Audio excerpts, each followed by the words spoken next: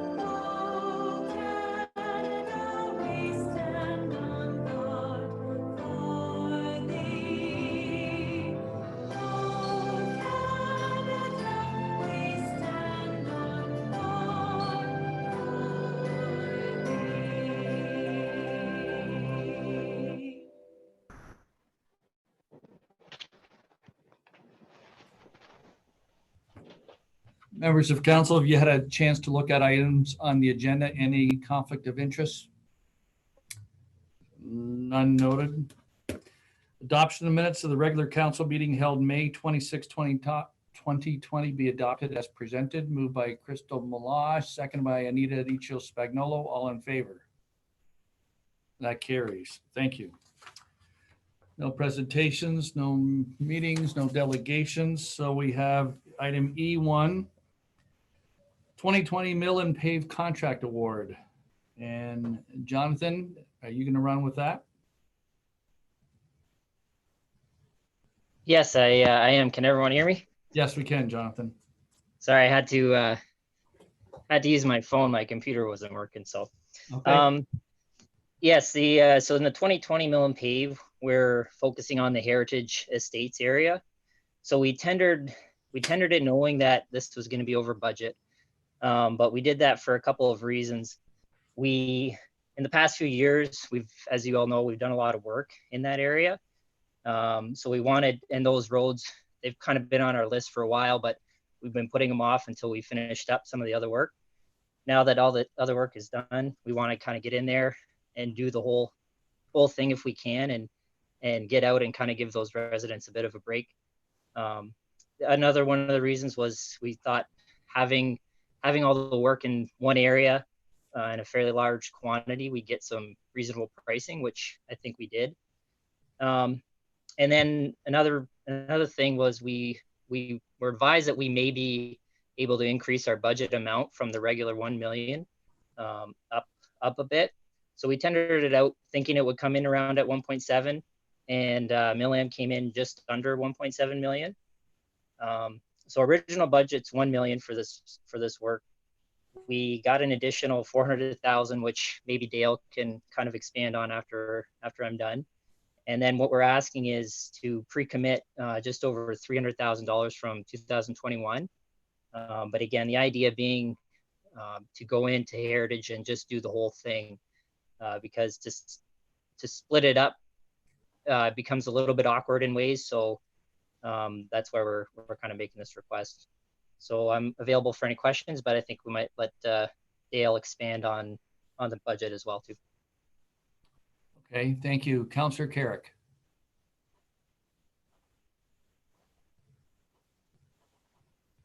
Okay, thank you. Can you hear me? Yes. Yep. Just a couple things. When would the work roughly be started, would you think?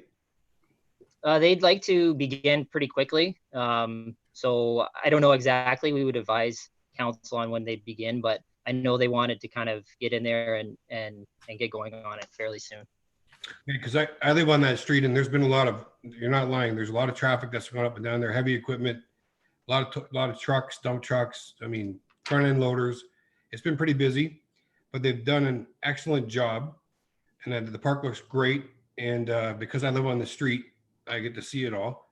And I think the moguls will be gone this winter. That sounds like a good idea. Okay. Before we get to Councillor Reno and Councillor Desjardins, Dale, did you want to say something regarding the budget?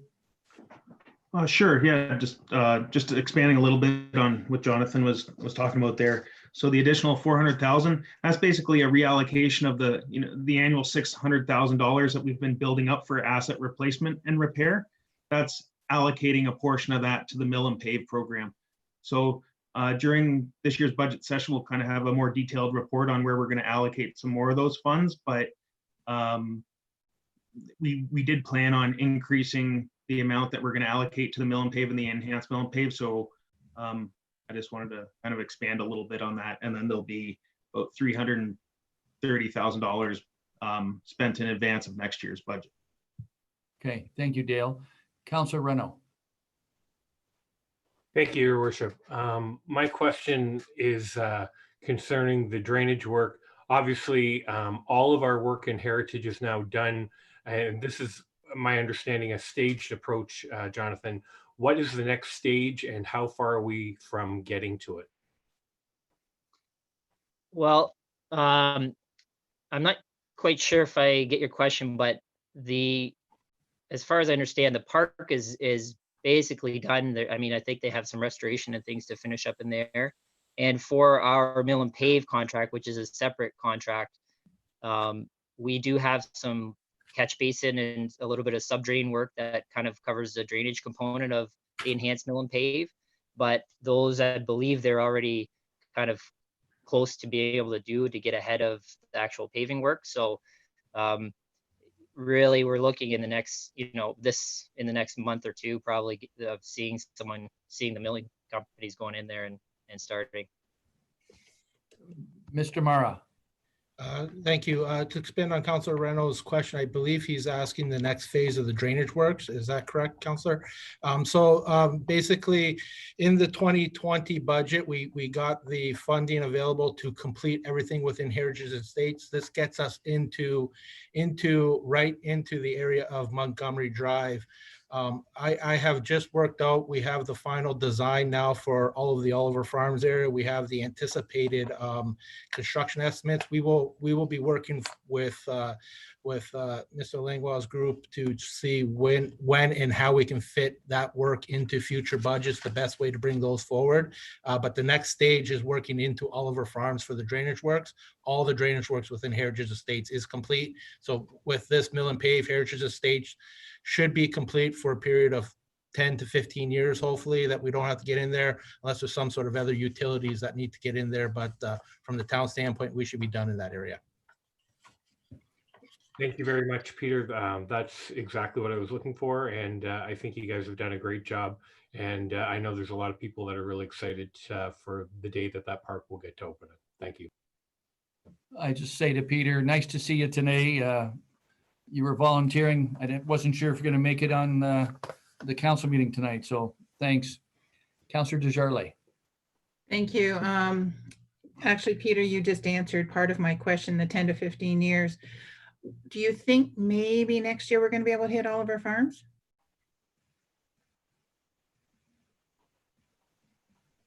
I would pose that question to council at budget time. That is really, it's going to be budget driven. The next stages into Oliver Farms become a little bit more expensive because a lot of things have to be built and rebuilt on Montgomery. So we're going to have to take a look on how best we deal with that internally and bring those forward in future year projects. But certainly we will look at trying to bring something forward at budget time and let council make the decision at that time. Okay, and Peter, do you think we'd be looking at the whole of the Oliver Farms area or just Montgomery? I don't believe, yeah, at this stage, I don't believe finance will entertain us looking at all of Oliver Farms area. It is pricey to do the rest of it. So we'll have to look. That may be an opportunity at some point for a future grant again, application or things of that nature. But we will bring a plan forward at budget time to kind of identify what's in the next year and following years from here. Okay, so when all of this mill and pave and the enhanced mill and pave is done, that'll be all of Heritage Estates cleaned up, the new park's ready to go. It looks great, by the way. So we'll be all set in Heritage. We don't have to touch that, you said, for probably 10 to 15 years? Correct. Okay, thank you much. Counselor Carrick. Thanks. Sorry to jump back on, but in regards to the Oliver Farms area, we were dealing with this even before the big dig. So this has been a long time coming, and even if it's a stretched out plan over years, I think it's well worth it. So hopefully look forward to budget time and maybe we can do something, we can spread it out over time, but it's been a long time coming. Thanks. Thanks, Counselor Carrick. Sorry, I pushed the wrong button there. Okay, any other questions? Seeing none, council's pleasure. Moved by Counselor Desjardins, seconded by Deputy Mayor Crystal Malash. All in favor? That carries. Thank you. Municipal Asset Management Program grant application. I'm looking, okay, there you are, Dale. Thank you. So this here, this report here is to ask council for approval to apply for a grant for the Municipal Asset Management Program grant. We hadn't budgeted for it because we didn't know it was coming out at budget time. But basically, it's a grant that'll fund, I think, up to 80% of a qualifying project, up to a maximum of $50,000. So in speaking with our current software provider, Public Sector Digest, who we use, they do our tangible capital assets, our work order system, everything related to asset management.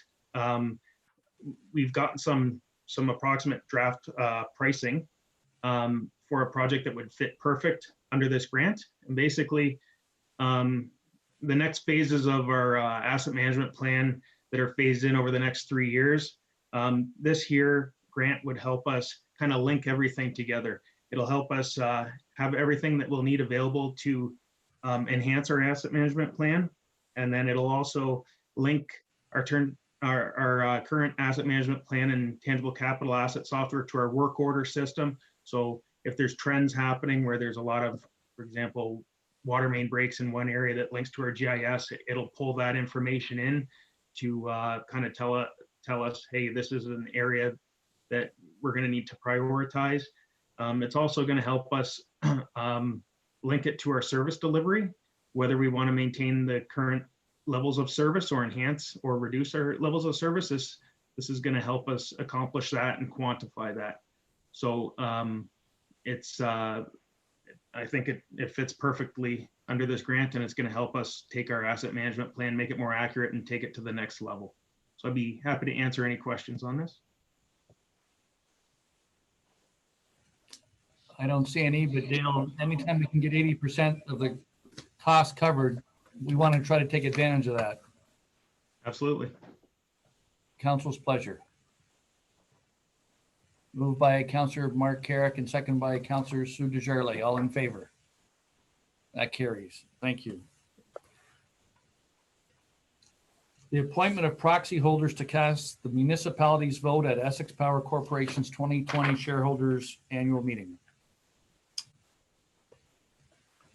Mr. Mayor, it's just a routine report we have with respect to our investment in Essex Power. As part of the annual general meeting, we're required to have a proxy vote. The proxy vote normally is held by the mayor, as well as an alternate, which is Mr. Graziano, who is also our representative on the board.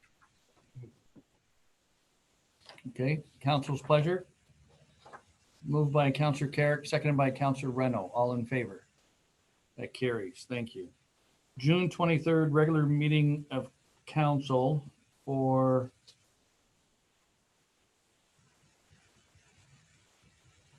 be received, because we're changing it from regular council meeting to social media training.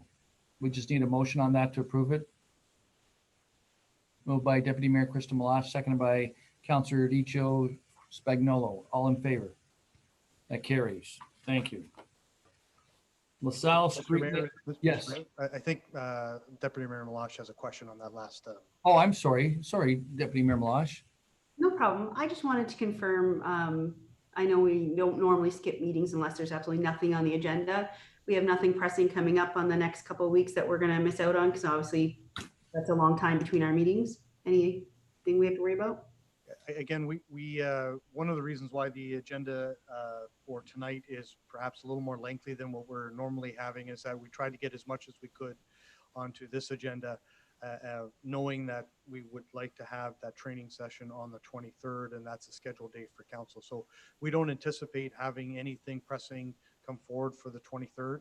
Should something come forward on the 23rd, we can also call a meeting for earlier in the day to have that happen. But at this time, we don't expect any pressing matter at this point. We're scheduled things accordingly to either pull them forward to this meeting or push them backwards to I believe it's the July 9th meeting.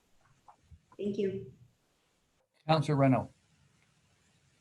Thank you, Your Worship. Through you to Joe, just knowing that the provincial guidelines for COVID have changed yesterday and did not include our region, knowing that moving forward, there may be some changes.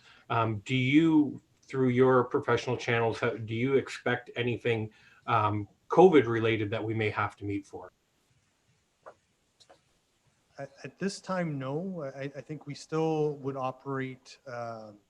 We're still operating under the emergency order, under the emergency declaration, and as such, the EOC head, being the mayor, would be able to navigate through those changes should they become available.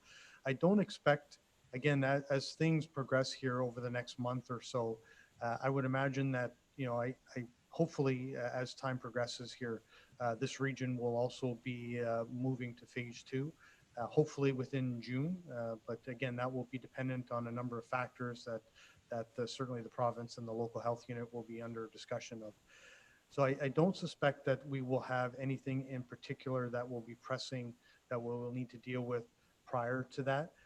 Some of the items that potentially could affect that would be items like the use of our outdoor fields and things of that nature. But again, if you want to look at the silver lining of not being included in phase 2 at this time, we will have the ability to learn off of other regions that are moving through that process and seeing how they handle it. So again, some of our recreational based things might be something that might get affected, but I don't think that those are generally more operational in nature and not normally something that would an immediate response or requirement from council be required. Thank you, Joe. I appreciate that. No other questions. Okay. Item E5, LaSalle Street Naming Policy. I believe that's Mr. Solani. Yes, Your Worship and members of council, we were asked to revisit and take a look at the existing street naming policy and to see if it was working and make some suggestions if there was a need to make some improvements. And as you note in the report, we believe that by and large it is working, with council being the ones that make the final decision. So even though landowners, developers can make requests for different names, when a report comes forward, those names are suggested, but the policy leaves it to council to make the final decision on whether to approve those street names. We believe that that's appropriate. The council should continue to make that final decision. The only thing that we feel probably needs some tweaking or updating is the list of potential names that was put together a number of years ago is getting quite small now. So we're suggesting that if council agrees, that administration be authorized to do a little bit more research and to add some potential names of local cultural heritage significance to that list that can be used by either council or by landowners, developers, when they're coming forward to pick street names for the town of LaSalle that are appropriate for the town going forward. So I've had discussions with Dawn Hodry, and Dawn has graciously agreed to allow a little bit of time for her student to do some of this research, to go back and collect some of that information and bring it forward so we can update that list. Any questions? Councillor Reno. Thank you, Your Worship. Could I just suggest that as we're moving forward and as we start researching those names, that we take a look at our bordering municipalities to make sure that we don't have any streets that overlap. I mean, we obviously wouldn't name a street Cabana. However, you know, from EMS's point of view, we don't want anything that could cause confusion. If we could make sure that they're cross-referenced, I think that would be great. That would be part of the process. There'd be a screening process to make sure that wherever possible, there wouldn't be any overlap or duplication. Thank you. Thank you. Council's pleasure. Move the recommendation. Moved by Councillor Reno, seconded by Councillor Desjardins. All in favor? That carries. Thank you.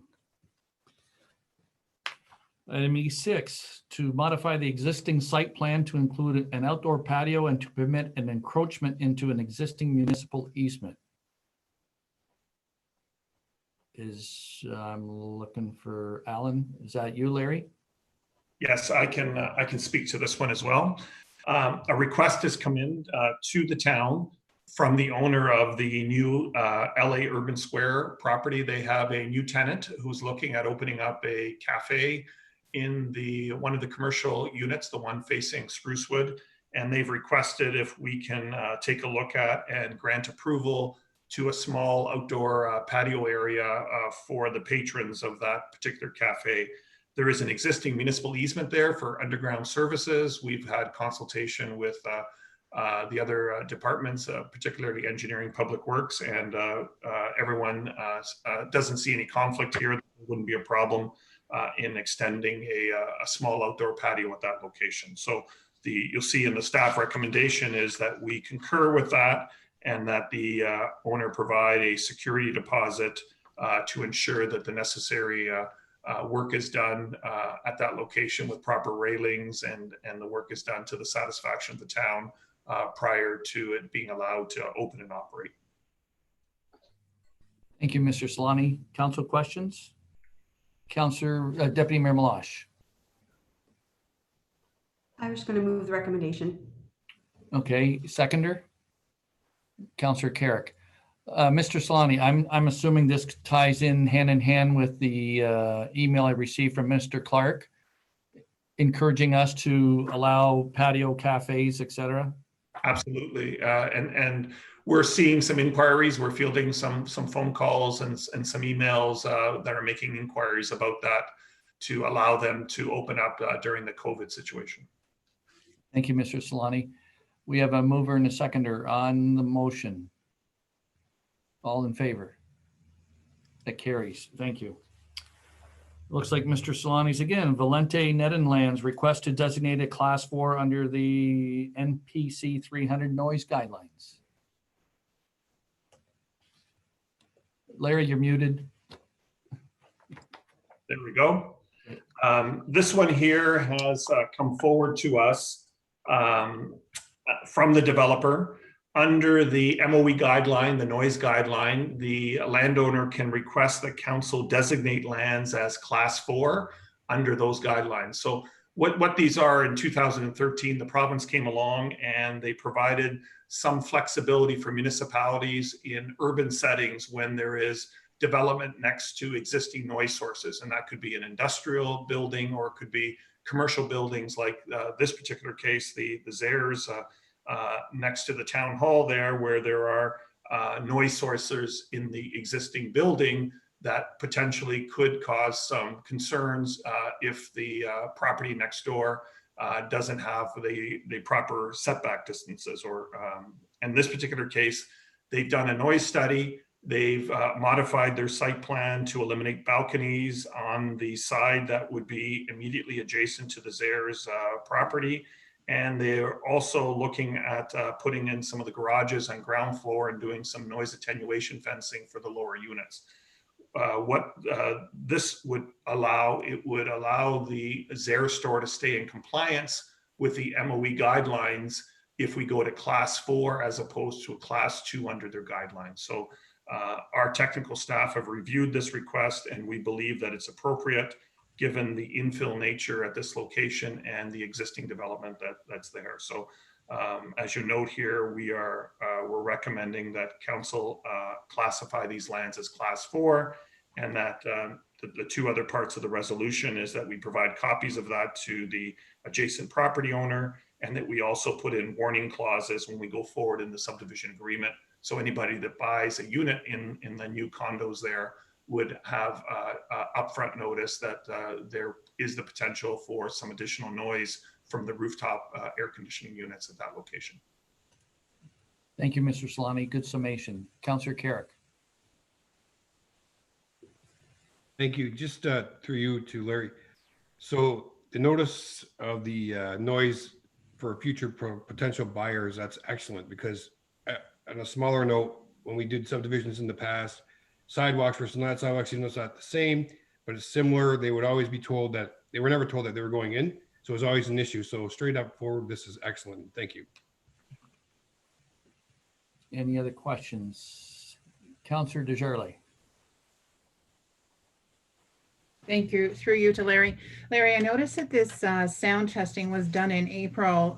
Do you think that with summertime, the air conditioning might be more loud, that there might be more noise from it, and that it would be legitimate? Yeah, the consultant that did the work, they worked in concert with the noise consultants for the Zares property. So they were using information that was provided by the folks that are operating the Zares building themselves. So that would be certainly give us a good assurance that the data is reliable, because it's not just coming from a third party. It's actually coming from the owners who are operating those facilities. Okay, thank you. That was question 1. Question 2, it indicated a wooden fence going in, like a 6-foot privacy fence. Is that the best way for noise abatement from the building? For the lower levels, that's going to provide primarily for the loading, unloading area at the back of the building. It really doesn't do anything for the rooftop units, because the sound, in order to break the sound, you have to break the sight lines for the sound. So it's really meant for the secondary source of noise there, which is the loading, unloading area at the back of the building. Okay, thank you. That kind of answers my question. Councillor Akpata. Thank you, Your Worship. Through you, question for Larry on resale of the properties. I understand that the first kick at the cat will be doing it, but will there be a caveat so that that doesn't get lost as the properties change hands as it moves down the road? The warning clause stays registered on title. So regardless of who the owner is, when a future purchaser is buying or looking at buying a property, they would, if they're searching title, they would see that notice. That doesn't get removed. And that, of course, you use some words that we've heard before, if they are searching title. Yes. Oh, thank you very much, sir.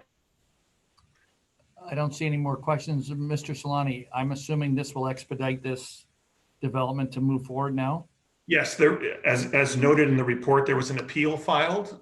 So this is part of the negotiations with respect to that appeal that will allow this to then go forward in terms of minutes of settlement between the parties, and allow them to move to the next step, which is then to start to work on the details of the site plan and the site plan approval.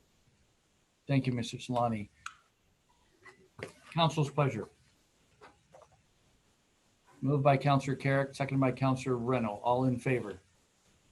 That carries. Thank you. Now we go to committee matters for council action. Parks and Rec and Events Committee meeting minutes, March 12th. Councillor Desjardins. Well, through you, since everything has turned totally upside down since then, there's really nothing to report. We talked about hockey and we talked about many things, but those have all gone by the wayside at this point. So nothing else to report. I'm assuming you're moving the minutes. I would move the minutes, yes. Seconder, Councillor Adiccio Spagnolo. All in favor? That carries. Thank you. Parks and Rec and Events Committee meeting minutes, May 28th, 2020. Councillor Akpata. Thank you, Your Worship. Based on what my friend just spoke about, we've had some very interesting turns as to how we can keep connected. I believe that the Parks and Rec Committee has gone above and beyond what they've done. And if you look at the minutes, it is online virtual engagement with our community. So I think Patty and her team and everyone who put this together, including the people from IT, have a well thought out plan to ensure that we're able to maintain our contact with our folks that usually use our facilities, but also engage the wider public to make sure that the health and safety of our persons are continued. Thank you. And I'm assuming you're moving the minutes. Yes, sir. Okay, we'll go to seconder and then we'll have Mr. Militia make his comments. Seconder was Jeff Reno, I believe. Thank you, Councilor Reno. Mr. Militia. I just wanted to highlight again, Ms. Funaro and her team at the Culture and Recs area have done a phenomenal job of pivoting during this very turbulent time and moving us into the virtual fitness area. We've had we started down this path and actually had some very positive comments back in the short time that we've had this active. So it's been, it's very positive to see that even in these times where there's a great degree of uncertainty that we're able still to connect with people and provide them opportunities. So it is, again, kudos to her, to Patty and her team as they go through this. I'd also perhaps outline that, I think that this may be something that we may want to continue even post-COVID, because I think COVID is going to change a lot of things for us, a lot of things for everyone around the globe. And I think virtual recreation may be here to stay and in some aspects, because I think some folks really perhaps prefer this to the alternative or more traditional avenues that they're used to having. So again, kudos to, I just want to outline that, certainly kudos to Patty and her team in terms of pulling this off, and certainly with the assistance of IT in terms of getting this up and running. So just thanks to them. And again, we've had some really positive feedback coming back from the community thus far. Thank you, Joe, for those comments. Yeah, the team's doing a great job. Any idea participation-wise on those virtual fitness and other programs you're having? I don't have the numbers, but I see Patty just coming online here, so she may be able to add some context. Okay, thank you. Hi, Patty. Hi, good evening, everyone. Yeah, we've had some really great numbers with the fitness programs. We're doing one for seniors that we have probably about 40 or so people registered in. Another one has over 70 people. And then we've been doing a program Monday, Wednesday, and Fridays for Seniors Month in partnership with Life After 50. And we have about 80 people registered in that program. So certainly very popular. I haven't signed up yet, Patty, but maybe soon. Thank you. On the motion, all in favor? That carries. Thank you. Section G, information items to be received. So we have the Municipal Heritage Committee. Larry, did you want to speak to that? Your Worship and members of council, we were asked to do some research and bring back some information to council. So what we've done is we've put together a comprehensive report that identifies 4 different areas. One is, what's the legislative authority in Ontario for setting up a Municipal Heritage Committee? What is the role and responsibilities for such a committee if council were to choose to want to go in that direction? How a committee is established, and what sort of resources and funding would be necessary in order to operate a Municipal Heritage Committee. So I won't go into a lot of detail. I mean, there is quite a bit of information here. A couple of things I did want to highlight is that the Ontario Heritage Act provides some pretty clear direction with respect to what the authority is and how do you go about establishing the committee. It's established by bylaw. It's created by council. The committee is advisory. It reports to council. When you have a committee, council is required to follow certain procedures in terms of if you're looking at identifying or designating properties for heritage designation. There's a pretty detailed process that has to be followed, and there's appeals if those landowners don't agree with that process. Also, there are other parts of the Ontario Heritage Act that speak to more discretionary things that committees can do in terms of promotion, education, and providing other opportunities for members of the community to become involved in heritage cultural heritage matters. One of the first things that really most communities have done, they found that they had to do once they go down this path, they need to find individuals in the community who have the necessary skill set. And I've identified some of those, whether those are historians, whether those are architects that have some experience in restoration matters, and other types of individuals who could bring value to the committee table in terms of their experience and knowledge. The other thing is you really have to dedicate some resources to do a pretty comprehensive municipal survey. And that's something that requires some specialized experience. There are a number of consultants in the province who are very skilled at doing this, because there's a process that has to be followed in order to meet the requirements of the Ontario Heritage Act once you get to that point. And then as a result of that survey, you create a registry, a municipal heritage registry.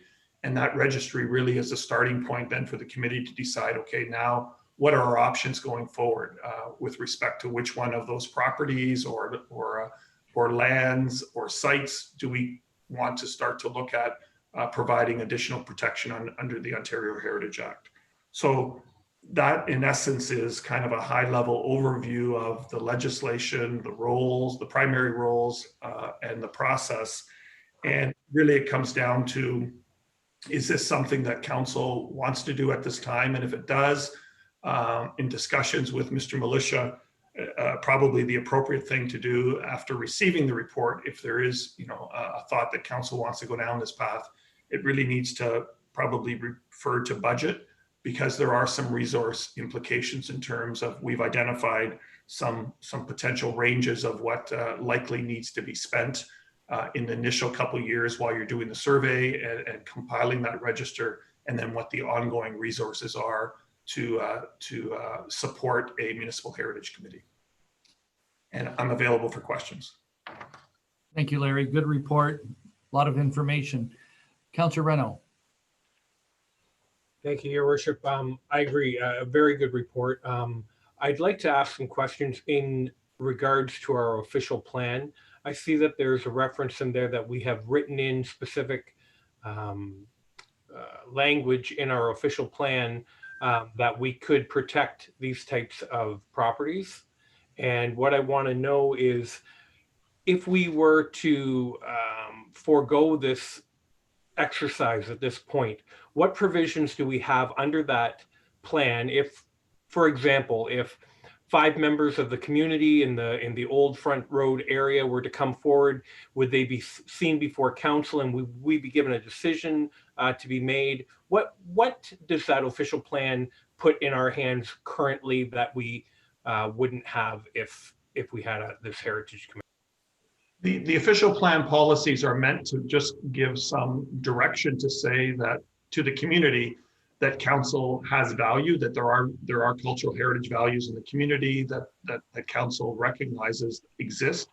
But it speaks to the fact that if we're going to go down the path of actually looking at designations and legal protections under the Ontario Heritage Act, there's a process that has to be followed under that Ontario Heritage Act. And the official plan policies state that one of the important first steps is not only establishing a committee, but also is doing the inventory and creating that municipal register. Without doing the inventory and having the technical background to support any proposed designation, you will not be successful under the legislative framework in Ontario to try to designate any properties for protection.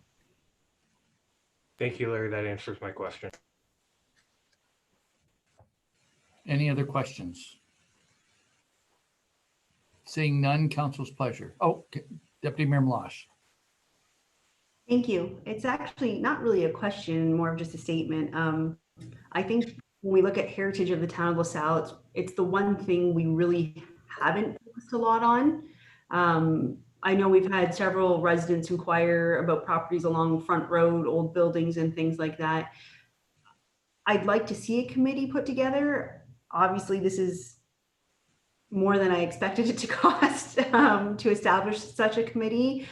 So I'm not sure if this is something we just simply refer to budget time and look at it at that point in time, or what's kind of I'm not sure what the expectation is of this evening, because I do believe this is an important committee for our municipality moving forward, but I don't know right now where it fits into things for us.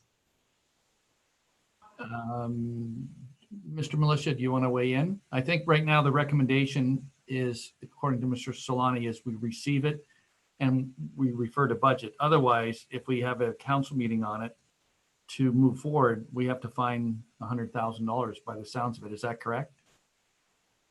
Yeah, I think, again, the motion or the recommendation as part of the report is to receive the report.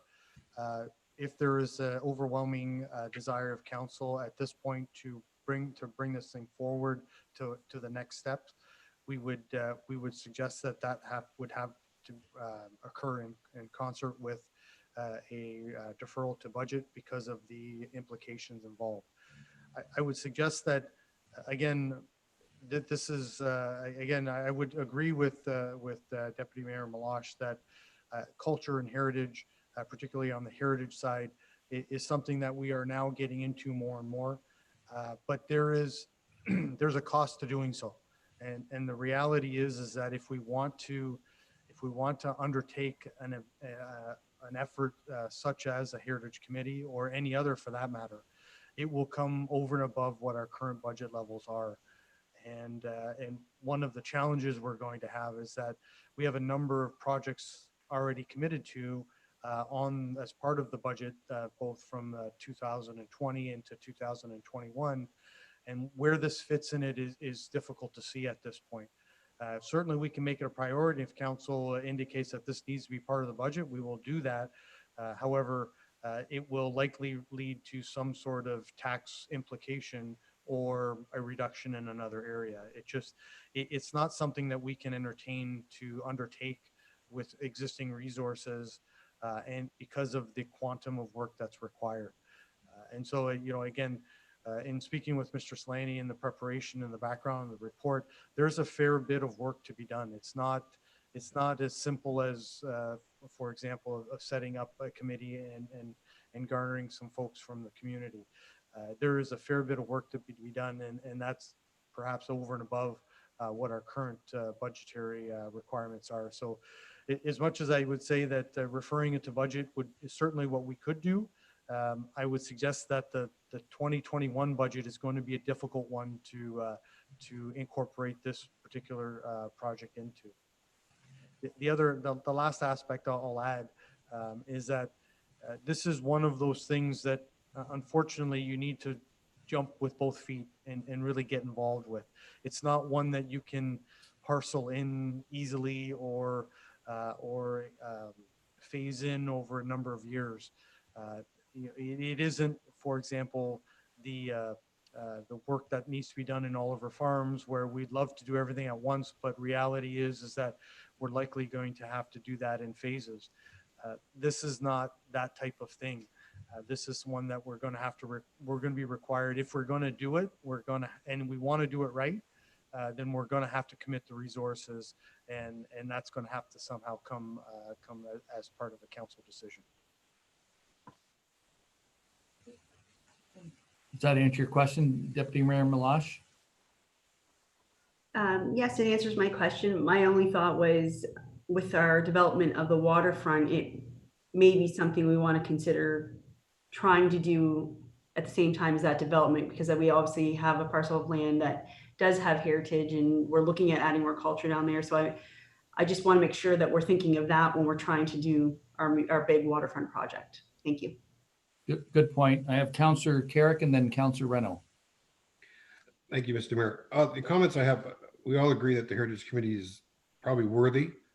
But at this time, we are leaking oil. We're losing money, and who knows what's going to happen in the fall with hockey and everything else.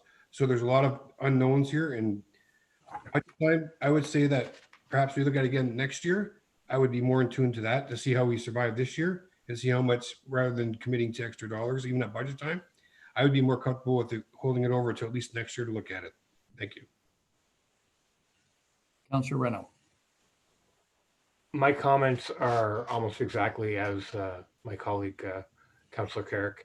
knowing that we have lofty goals for our waterfront, knowing that we have no money committed at this point from upper levels, knowing that we have many projects, and knowing that COVID is the number is just going to increase exponentially if we can't get that ice in and operational at the Volmer. I tend to agree that this is a very worthy project. There, you know, just in the last week, there's been a number of pictures that have been floating around on social media of old buildings and what they were originally used for, things like Legion halls and KC halls down the front road. I think it's a worthy project, but I agree that there's just too many unknowns at this point to be able to commit, you know, a 0.5% of budgetary increase to something like this when we're going to already have to worry about the other things. I would make a motion that we receive this report and look at it again 1 year from now. Motion by Councillor Renault. Do we have a seconder? Deputy Mayor Milosh, all in favor? That carries unanimously. Thank you. We have April 2020 financial statement and financial reports. Looks like Dale's coming on. I'd be happy to answer any questions. The next council meeting is going to have the updated COVID-19 impact report. You know, we kind of just talked about it, Councillor Renault and Councillor Carrick. At this point, the biggest hit that's being taken is with the Culture Rec Department. But other than those items identified in the report, everything else is on track so far. But we'll have a more detailed report at the next council meeting on the financial impact on COVID. Happy to answer any questions though. Council questions? Seeing none, council's pleasure. Motion received by Councillor Desjardins, second by Councillor Renault. All in favor? That carries. Thank you. Oh, summary of reports to council.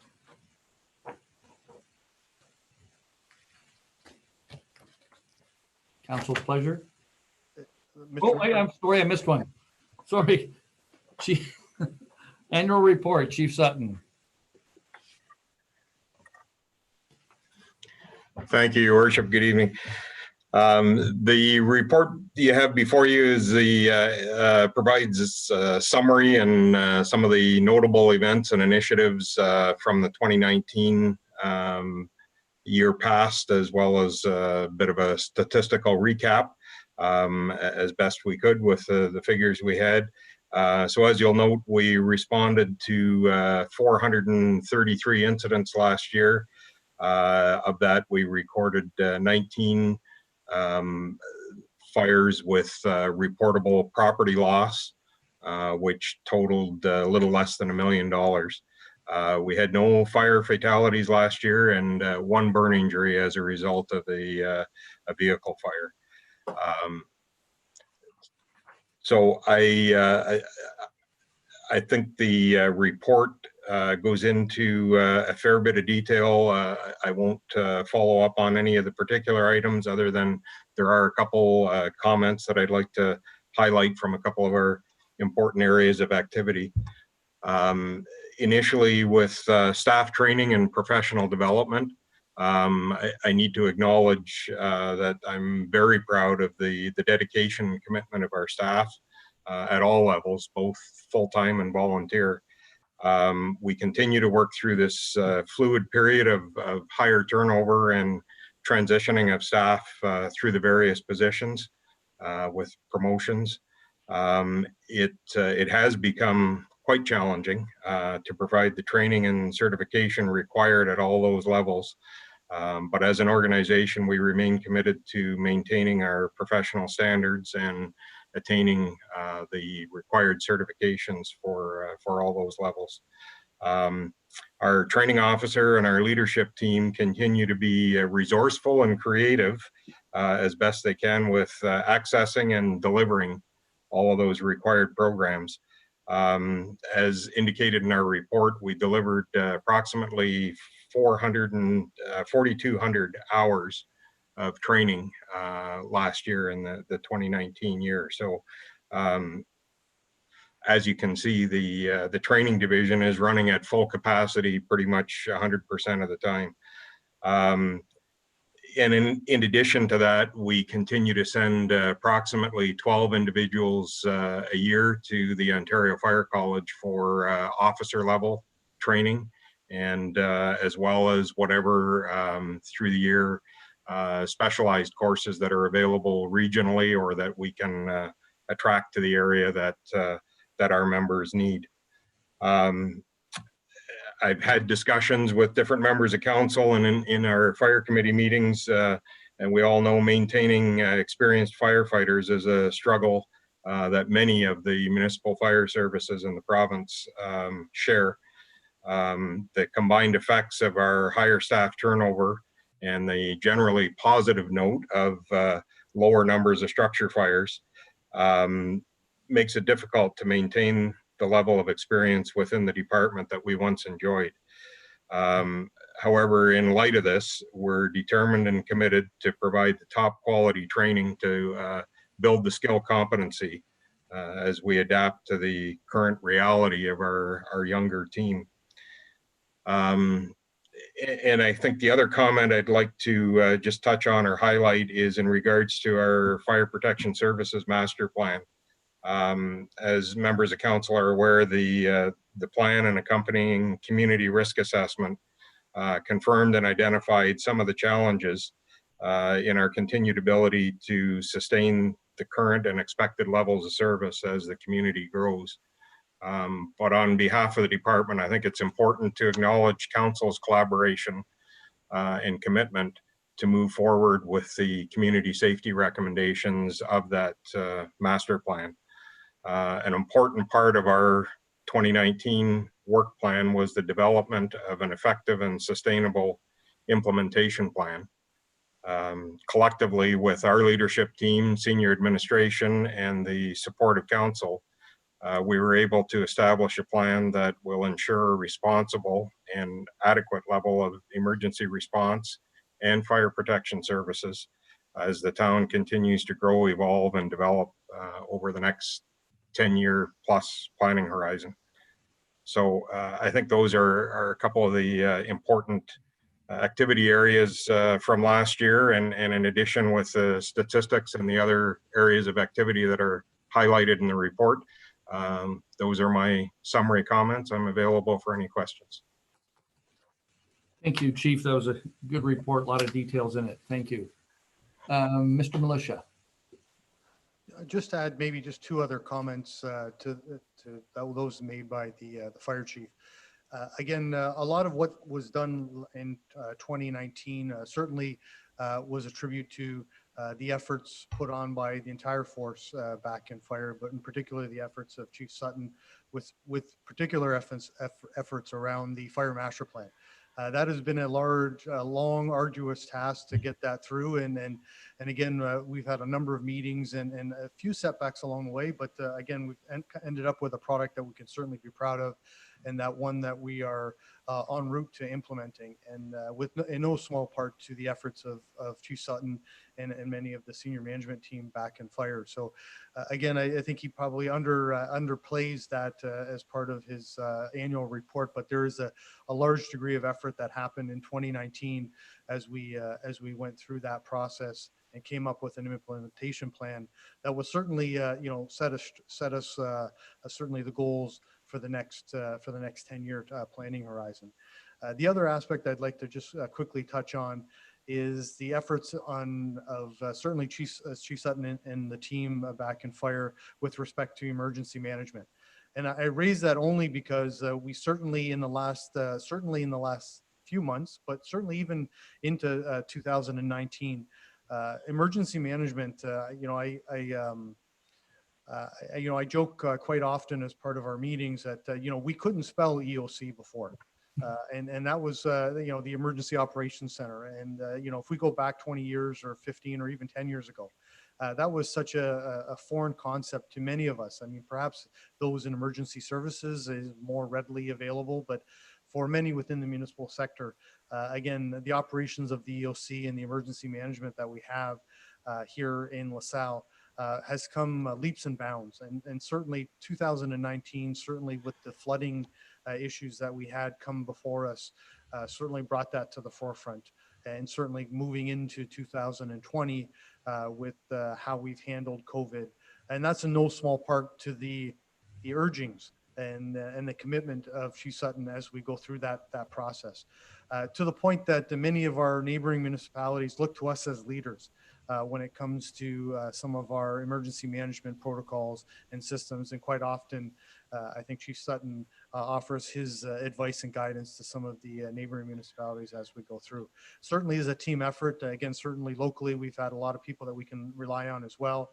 But I think the efforts on the emergency management side should not go unnoticed in that it certainly has served us well in 2020 as we have successfully, I think, handled all the curveballs that COVID has thrown at us. But you know, add in a little bit of flooding as we go into that. It's been an interesting first couple of quarters here as we go through. But I think that as much as it's a small part of the report, of the annual report for the fire services, it really does play a big part in terms of what we've been dealing with certainly over the last 6 months. So I think again, kudos to the chief and his team as we continue to navigate through this. But enough can't be said about the emergency management side of things and how far we've come along and what we're able to do with that now. Chief, you're going to have to buy a bigger hat. And I think with all those accolades, you might be turning more optimistic now. I knew there was going to be a comment about the optimism. It's certainly nice words to hear, but I have to share as well that I've often had the conversation with some of my counterparts in the area and in other parts of the province that are envious of the support and the I guess collaboration and teamwork that we enjoy here in LaSalle. So certainly it all helps and it all makes things work well together. It's easy to work with a team that wants to work together. Yeah. Well stated, Chief. You know, the CEO and I are always talking about Team LaSalle, and you're a big part of that. So thank you very much. So I thought I heard something. Councillor Renaud. I'll move to receive the report.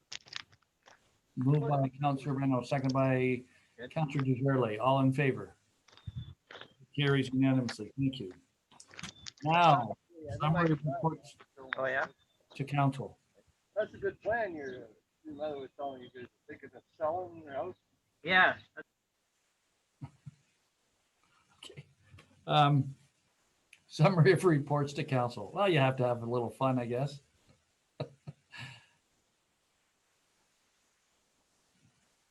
Moved by Councillor Carrick and seconded by Deputy Mayor Meloche. All in favor?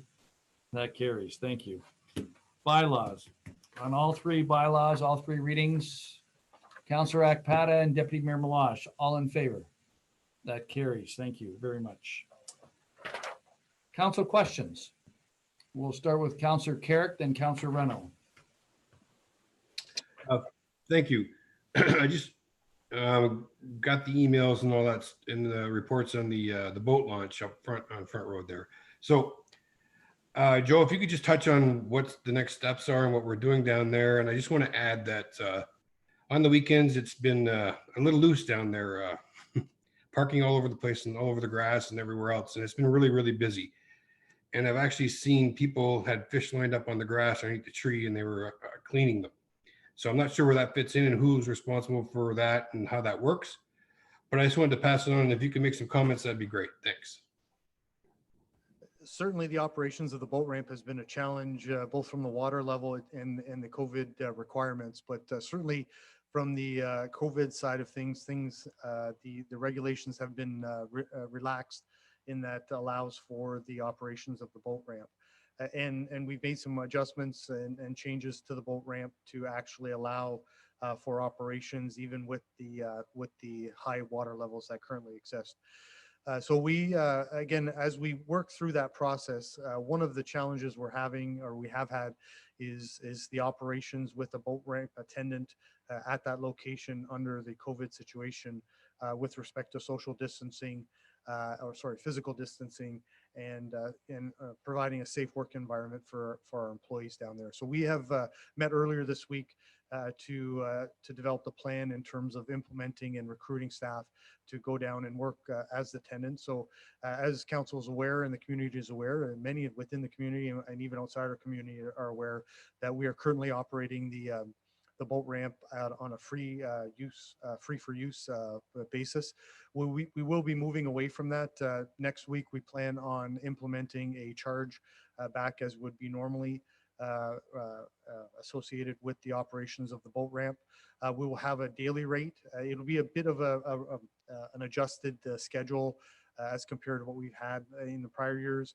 We'll have the regular daily rate, and we will have a non-refundable seasonal pass, which is reduced from what we would regularly charge for seniors over, I believe 55 is the age bracket, and those under 55. So that will be implemented in the coming week.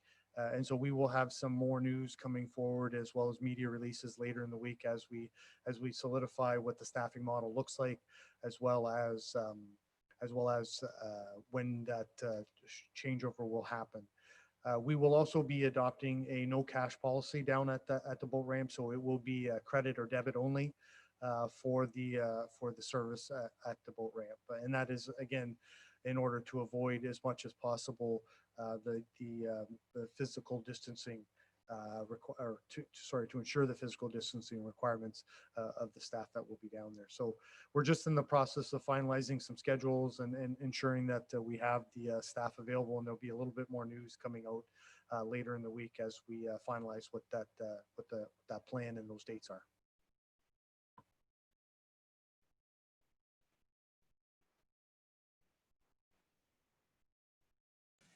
Sorry, I have to unmute. Councillor Reno. Thank you, Your Worship. This question is for the CAO. Joe, now that our town facilities are open and our washroom is open in the town facilities, I'm concerned about the boat ramp and the attendants that are down there. It's my understanding that the washrooms are closed due to COVID down there. Now we're going to have staff that will not have a readily available bathroom, as well as I've had a few people that use the ramp that have mentioned that they would like to see, if not the bathrooms open, some porta johns or something. Can you just speak to that as to what the requirements are under COVID for us to have the ability to put a bathroom down there, or even down by the Vollmer where we're still closed as well?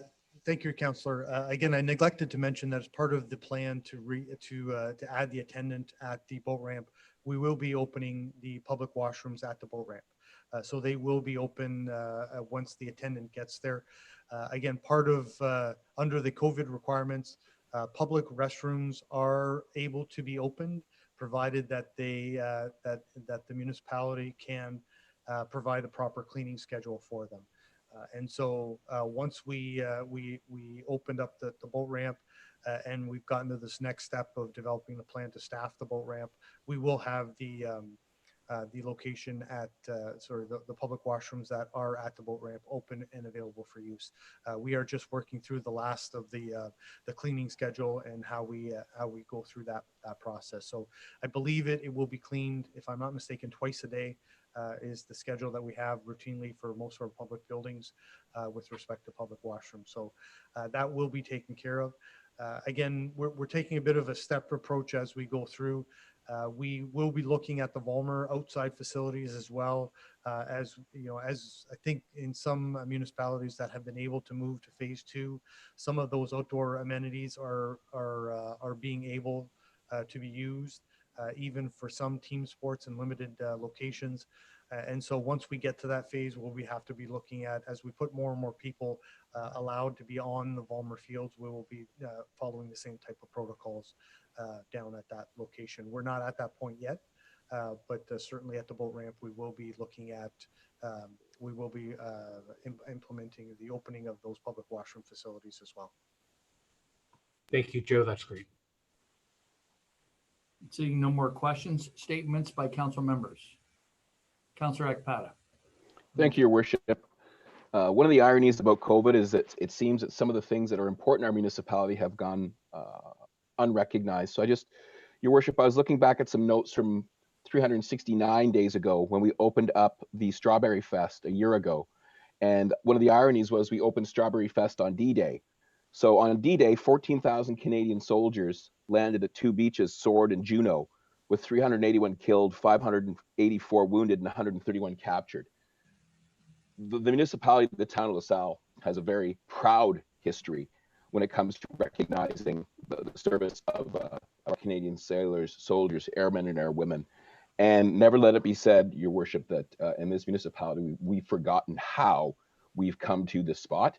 And I realize that COVID did not allow us to have a parade or gather at the Legion, but let us celebrate those souls that have turned this country into what it is and recognize that last year, D-Day was a very happy day for the opening of Strawberry Fest. This day, D-Day was a little bit more subdued, but we stop, pause, and remember those folks that have given us the life that we have here in this municipality.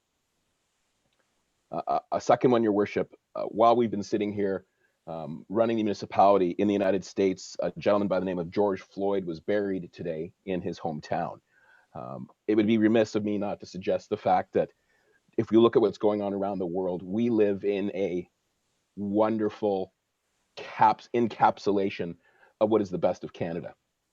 I hope that during Pride Month here now, that if there's any residents of the town of LaSalle that need to discuss any issue with any members of council, I'm more than willing to go out on the limb and say you have some of the best, most wonderful, open-minded folks that exist, with one goal in mind, to ensure that every citizen that lives within the town of LaSalle feels valued, regardless of their race, religion, creed, or sexual orientation. So to my LGBTQ plus friends, happy Pride Month. To everyone else, as we start to move through this unique phase of racial discussion, that here in the town of LaSalle, we know that our municipality is predicated on equality, designed to ensure accessibility, and that everyone here stands by those positions. Thank you, Your Worship. Councillor Ekpata, very well said. And I can tell you that I have spoken with our chief of police, and he has not come out to say anything publicly because there's no need to. And people might say, why not? We don't have any issues in LaSalle. We have had no complaints against officers, discrimination, accusations, nothing of the sort. So he elected not to say anything publicly, but I'll say that you're right. We are encapsulated. We have one of the best communities to live in, and when we have a variety of people here of all different ethnicities and backgrounds. So thank you, and I echo your comments. I think Councillor Reno was next. Thank you, Councillor Reno. Thank you, Your Worship. I just, as a reminder, that Councillor Ekpata mentioned that, a year ago we were opening our Strawberry Festival on the Vollmer grounds, which was a little uncommon for us. And now this year we're opening a virtual Strawberry Festival online. And I want to say thank you to our Culture and Rec team. As it's been said before, they've been so engaged online and trying to get virtual programming out there, and the Strawberry Festival is no different. I've had a chance to click on some recipes, and I haven't taken any of the rides yet, but they're out there. And I do believe that our police mascot, he's got the moves. He really does. So, for the thousands of people that are watching this meeting, I would encourage them all to stop in at our virtual Strawberry Festival to remind you of the fun that we have in this community, and we will have again. Thank you. Thank you, Councillor Reno. Appreciate that. No other statements. Reports from committees. Notices of motion. Conformatory bylaw. First reading, Councillor Reno and Deputy Mayor Meloche, all in favor. That carries. Second reading, Councillor Ekpata and Councillor Dicio Spagnolo, all in favor. That carries. Thank you. Third and final reading, Councillor Carrick and Councillor Desjardins, all in favor.